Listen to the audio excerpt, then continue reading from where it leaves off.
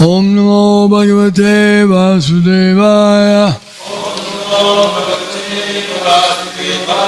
Om Namo Bhagavate Vasudevaya. Om Namo Bhagavate Vasudevaya.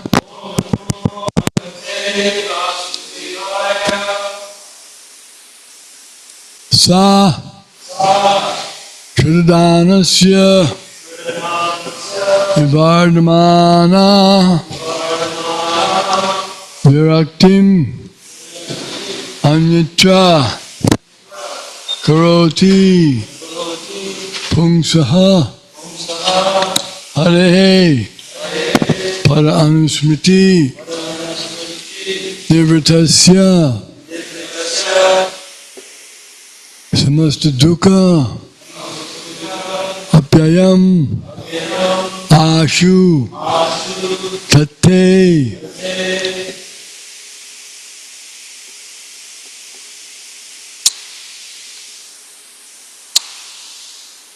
Sashadhanasya vivardhamana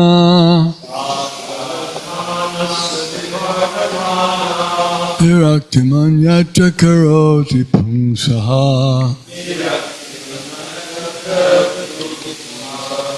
Hare padanusmriti nivritasya Samasta dukkapyayam ashudate Sashadhanasya vivardhamana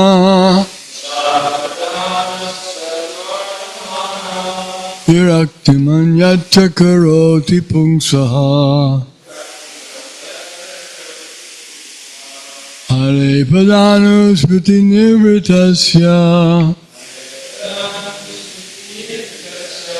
samasta dukapyayamashudate sashadhanasya vivardhamana viraktiman yatra karoti pumsaha. Hare padanusmriti nivritasya samasta dukapyayamashudate.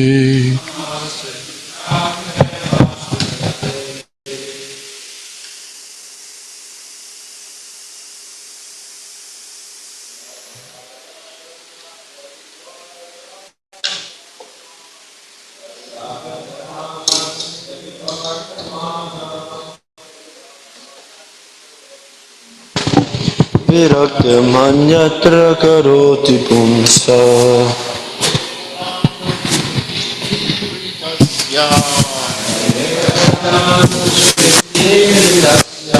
Samasta dukapyayamashudate.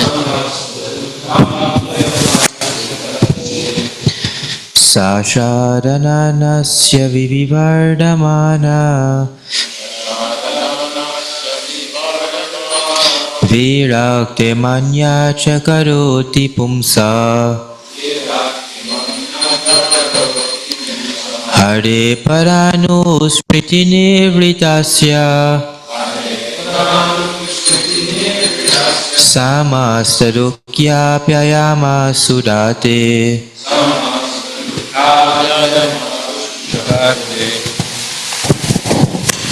Sashradhanasya vivardhamana Viraktiman yatra karoti pumsa. Hare padanusmriti nivritasya samasta dukkapyayamashudate. Dr. Joseph.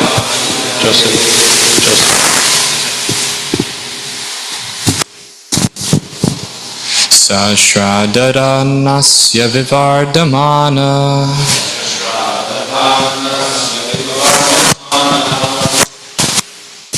Viraktiman yatra karoti pumsaha. Hare padanusmriti nivritasya samasta dukkapyayamashudate. Sasradhanasya vivardhamana Viraktim adyatra karito pumsaha.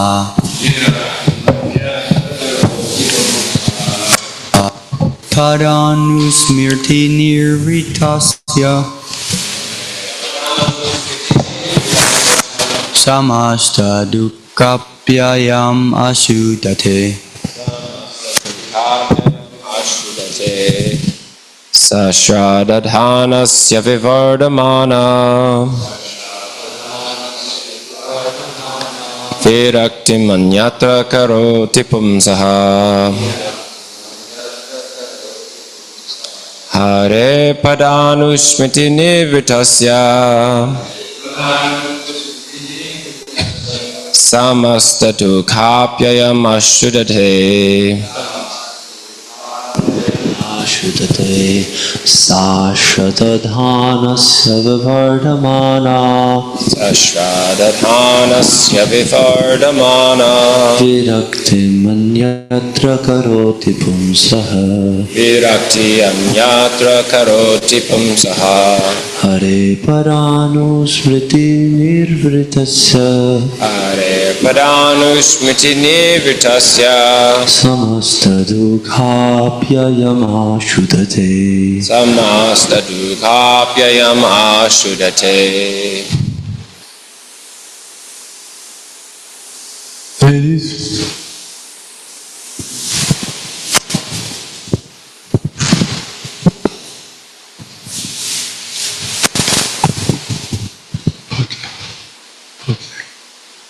put that in.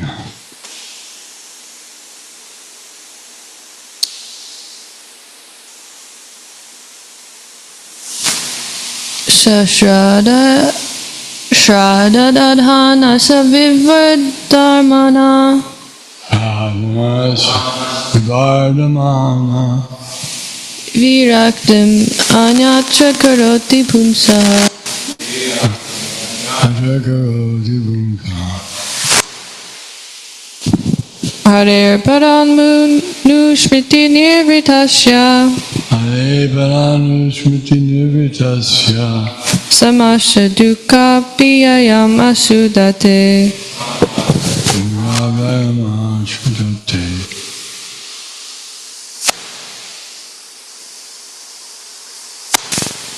Okay, word meanings. Sa, those topics of Krishna or Krishna Katha. Pradhanasya, of one who is anxious to hear. Vardhamana, gradually increasing. Viraktim, indifference. Anyatra, in other things than such topics. Karoti, does. Pumsaha, of one who is so engaged. Hare, of the Lord. Padanusmriti, constant remembrance of the lotus feet of the Lord. Nirvitasya, one who has achieved such transcendental bliss. Samasta dukkha, all miseries. Apyayam, vanquished. Ashu, without delay. Tate, executes.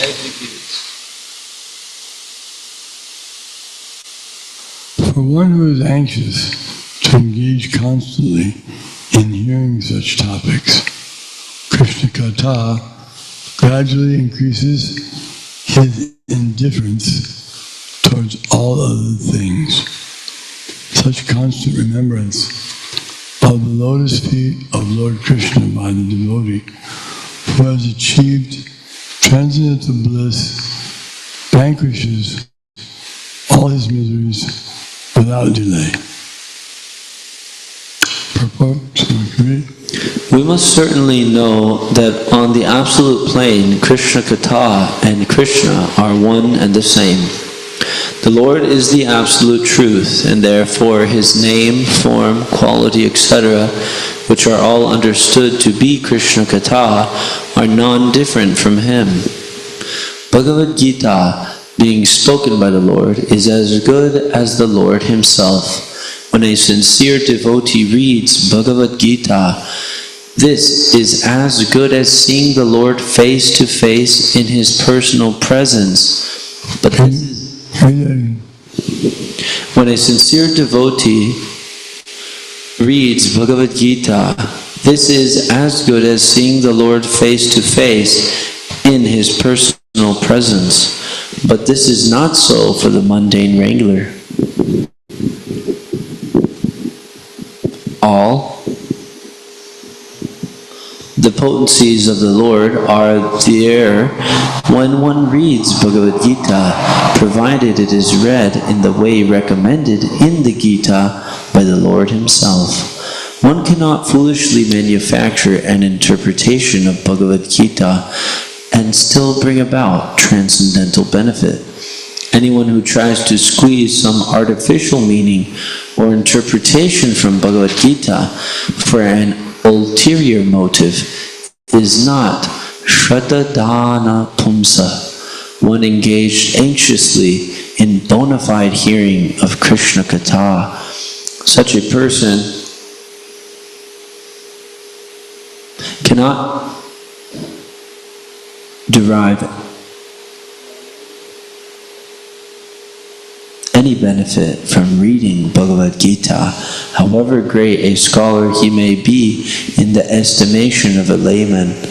The Shraddha or faithful devotee can actually derive all the benefits of Bhagavad Gita, because by the omnipotency of the Lord he achieves the transcendental bliss which vanquishes attachment and nullifies all concomitant material desires.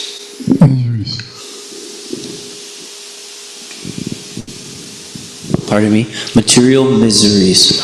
Only the devotee, by his factual experience, can understand the import of this verse spoken by Vidura. The pure devotee of the Lord enjoys life by constantly remembering the lotus feet of the Lord, by hearing Krishna Katha. For such a devotee, there is no such thing as material existence, and the much advertised bliss of Brahmananda is like a fig for the devotee who is in the midst of the transcendental ocean of bliss. Krishna says, Bhagavad Gita, Nam Prakasha Sarvasya, Yogamaya Smavraya, Yogyam Nabijanati, Lokam Amajamavyam. I am never manifest to the foolish and unintelligent. Them I am covered by my eternal creative potency, Yogamaya. Thus the deluded world knows me not, who am unborn and infallible. Krishna cannot be manipulated the way a non-devotee wants to. He's totally independent. He's transcendental to everything and everyone. He's Trib here, Gunamaya Bhava. He's beyond all the modes of material nature. He's in control of everything. Ishvara Parama Krishna, the supreme controller. No one is equal to him. Asam Mordva. No one is greater than him. So, no one can dictate to him. No one can force him to do anything. If he wants, he can play like a child, and as a child, he may run away from his mother out of fear because he did some naughty thing. So mother runs after him, and he's afraid. How is he afraid? Can God be afraid of anyone? No, but he can play like that for the pleasure of the child, for the pleasure of the devotee. Like yesterday we were hearing about how the devotee, the Lord, plays a part to give pleasure to his devotee. Like example of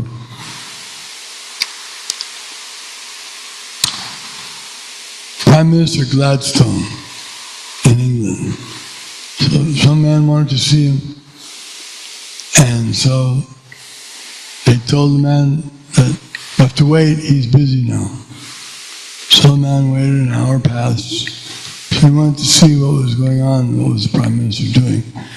The Prime Minister was on the floor, pretending to be a horse, and his grandchildren were riding him and having a good time. So he was a horse, and he didn't have time to meet with this big diplomat from some other country. What was he doing that was so important? He was giving pleasure to his grandson. and getting pleasure himself. He preferred doing that than talking about his political mess. So similarly, Krishna, he prefers, I'd rather be in Vrindavan. He prefers to be in Vrindavan. But he's not neglectful of his duty. He says, if I did not work, then the whole world, all the worlds would be put to ruination, and I would be the cause of creating unwanted progeny.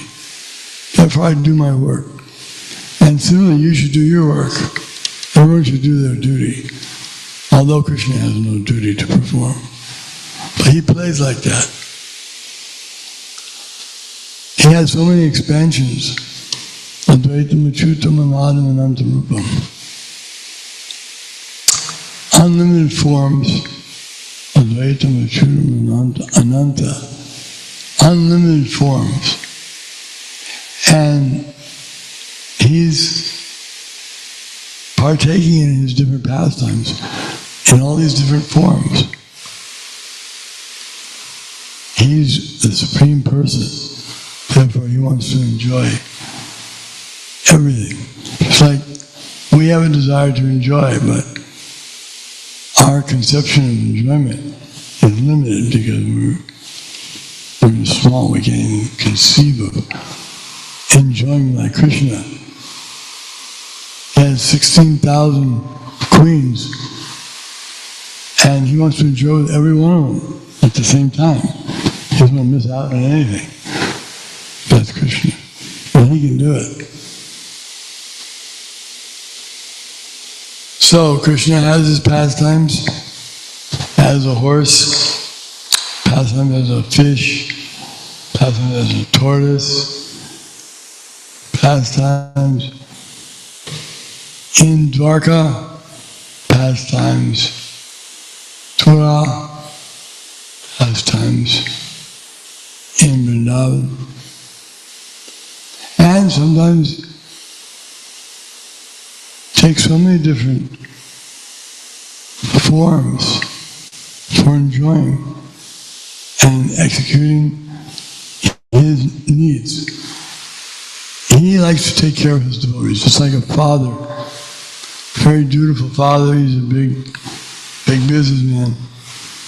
He can put others in charge of his children. And he does, but if there's some emergency, they call him. And he takes care of it personally. But that's his real business. He'd rather be with his children and his family than the business. So Krishna enjoys being with pure devotees. He doesn't enjoy so much being with those who are somewhat motivated in their relationship with him. Just like there are those who pray to God, please give me this, give me that. So he fulfills their desires according to what they deserve. But it's not so pleasing to him. He becomes more satisfied by hearing the chastisements of his beloved devotees in Vrindavan, rather than hearing the praise of the Brahmanas, the Vedic scholars. Of course, they want to please him too, but they also want to please themselves. Sometimes it even turns out that one wants to worship God for his own benefit. Dharma, artha, kama, moksha. Dharma means he performs religious activities. Why? Artha. He gets economic development, he gets wealth. By performing some God worship, he gets good results. And so that's one of his main motivations, Artakama. And when he gets enough wealth, then he wants to enjoy his senses. And we see that when wealth is abundant, then the kama also becomes abundant. The desire for sense gratification, the lust, increases. So sometimes Krishna takes it all away. From a devotee who's somewhat undecided, not sure whether he wants to serve the Lord or serve his senses. So the Lord may take away all his wealth. And then he didn't have such opportunities available. And then he has to surrender to Krishna. So sometimes that's done by Krishna as a benefit. And then after kama, they try to enjoy all these different positions. But it's never satisfying. Even if one has so much wealth, it doesn't mean he'll be satisfied with that wealth, with that fame, with that beauty. You can buy a lot of things with money. You can get the best plastic surgeon, you can get the best trainer. There's so many good things. And to make yourself attractive. But it doesn't work because we're not the all attractive. We're not meant to be the all attractive. We're not meant to be adored by everyone. We're meant to adore Krishna and serve him. That's our natural constitutional position. Not any other position is not our natural position. And then mukti. After one tries to enjoy the material world, become the supreme enjoyer, and it doesn't work, you're not satisfied, then he wants to merge and become God through meditation. That's not very pleasing to God either. You can't be really merging to God again. So, God wants the devotees to serve him unconditionally. No motives for himself. The motive should be, it's my duty to serve you, and I don't require anything in return. Like Prahlad. Lord Nrsingadev was very pleased with Prahlad. So he said, I want to give you something. Ask for something.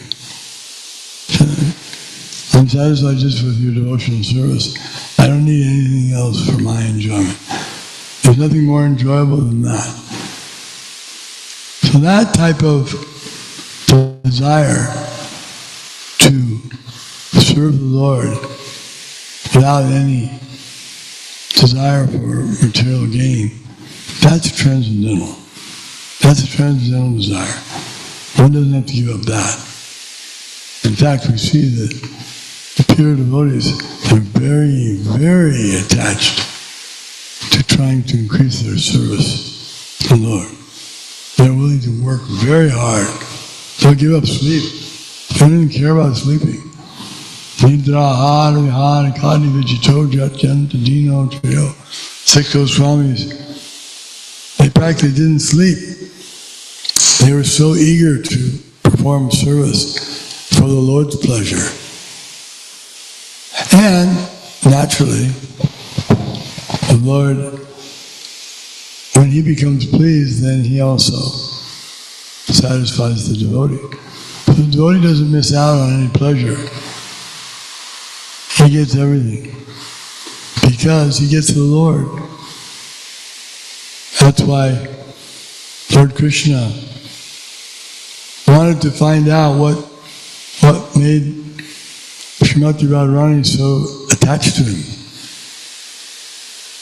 Couldn't understand. He could understand how he was attached to her because of all of her good qualities, but he couldn't understand why she was attached to him. So he took that mood of Srimati Radharani and her complexion, and in the transcendental appearance as Lord Chaitanya Mahaprabhu, Shri Krishna Chaitanya Radha Krishna Nahi Anya. He is Radha and Krishna combined, so that the Lord can taste the nectar. And that's the nectar of Lord Chaitanya's love for Krishna. And those who follow him, they also obtain that transcendental bliss. That is so great that Lord Krishna wants to experience it.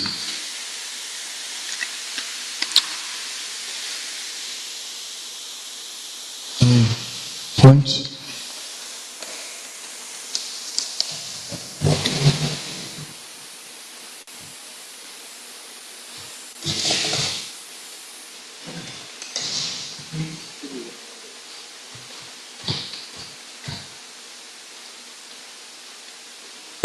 Mike?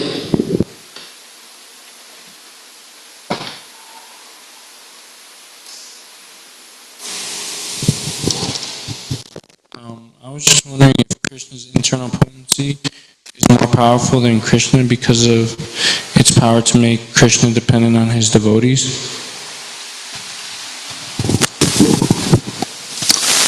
Well, Krishna is the source of everything. So all the energies work under his control. So, no, they're not more powerful than him because he is the Shakti, he's the Shaktiman. All the Shaktis, all the energies are his energies. There's a nice description of this in the Puranas, in Garga Samhita, that Lord Krishna is never separated from Radharani. His internal potency, just like milk and the color white, they're always together. Or like the sun and the shine, always together. So, there's no separation.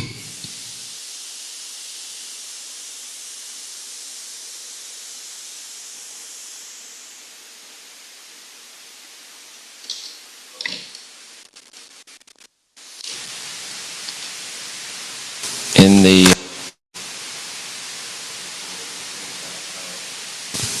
Krishna Kata and the name, form, all these things are non-different from Krishna. So in that same sense, is the Guru non-different from Krishna? Is the Guru non-different from Krishna in the same sense that Krishna Kata and these other things are? The Guru represents Krishna because he speaks the same words, he speaks the same message, he has the same mood and desire of Krishna, and he's trusted, he has power of attorney from Krishna. So that means Krishna must have a lot of trust in him. If a big man, a very wealthy man, writes this power of attorney and gives it to someone, means he has a lot of confidence. They're not going to misuse it. They could write that check for it and put down on the check who it goes to, himself, his own name, for some huge amount of money, and then he gets it. And what kind of the big man, he can't say, hey, he did it wrong. I'm sorry, sir. He gave power of attorney. No illegal thing happened there.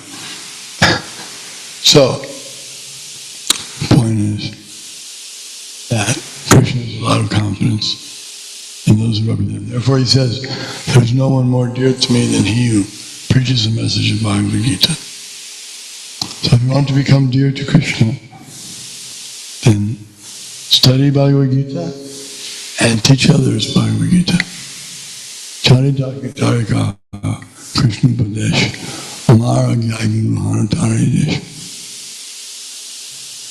Wherever you go, whomever you meet, speak of Krishna. Either Krishna's glories or Krishna says himself. KrishnaKC. So if a guru that, takes disciples, even like within ISKCON, if he falls down, did he never have power of attorney, or did he fail to use properly what he was given? Yeah.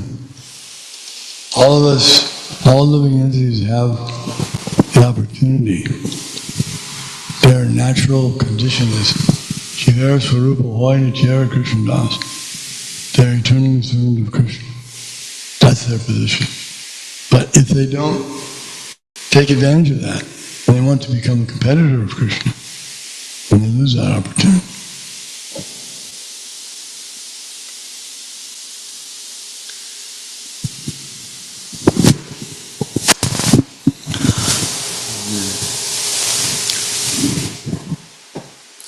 So, in the example of falling down, does Krishna ever try to help his devotee not fall down, or is Krishna kind of just letting this person do it? Yes, he's doing that in so many ways. Therefore, he's the spiritual master. Therefore, he comes personally, so many forms. Therefore, he leads Bhagavad Gita. Therefore, he comes in the deity form, so that the devotees can worship him in a form that they can hold, they can dress, they can make clothes for him, they can cook for him. Some devotees, that's their service. Or they can clean for him, or they can meditate on his form. Krishna appears in all these different ways just to help the devotees so they don't fall down. That's his main activity. But although he doesn't want them to fall down, and he tries to encourage them not to fall down, but he also doesn't want to take away their free will. So, because what is love without free will? It is forced. Forced love is not really love. So he wants the love to be real, and he wants the relationship to be satisfying. So he tries in so many ways to help them to not fall down. But ultimately, if someone is stubbornly insistent, then he gives him a place in the material world, but he's always eager to bring him back. He lets him go to the material world, but he wants him to come back.